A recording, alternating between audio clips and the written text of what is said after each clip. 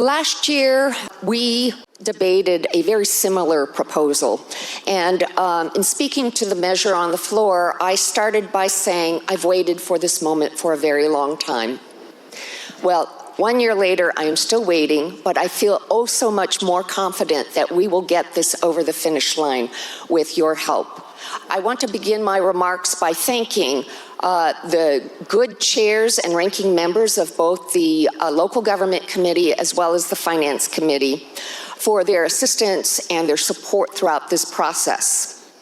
This legislation completes the work that we started in 2006, Mr. Speaker, when we created an instrumentality of the state called Community Preservation and Development Authority.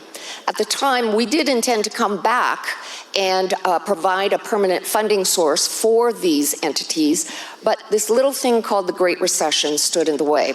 And it's been all of these many years since that we've come back to finally make right our intention to provide the funding support for these entities. What do these entities do, you may ask? They are designed to restore and to enhance a sense of viability and community in areas that have been hard hit. Places like the Pioneer Square and the Chinatown International District in my district, the first CPDA. These communities have been instrumental in the history of the state, Mr. Speaker, in building up our heritage industries, whether we are talking about fishing, farming, forestry. And today, these are vibrant but endangered communities.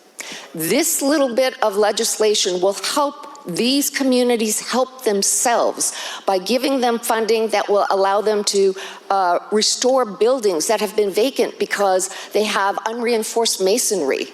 That's a very expensive proposition. It will help support our small businesses, like in the International District. Last year, you might know that the Major League Baseball had its All-Star game in the stadium nearby.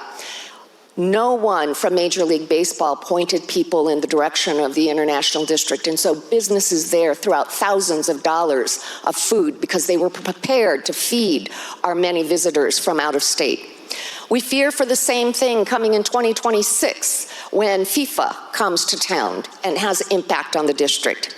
But with your help, Mr. Speaker, we can not only turn around and support these communities in supporting themselves, we can also fight back against things like what happened at the Wing Luke Asian Museum this past summer, shortly after we invited both the committees from local government and finance to come visit. Some of you may know the Wing Luke. You might know, Mr. Speaker, that the Wing Luke Asian Museum was the subject of a hate crime while we had visitors in there. It's very costly to rebuild and restore some of these older buildings that date back from the turn of the 20th century. And so, Mr. Speaker, I've waited for this moment for a very long time, but I'm hopeful.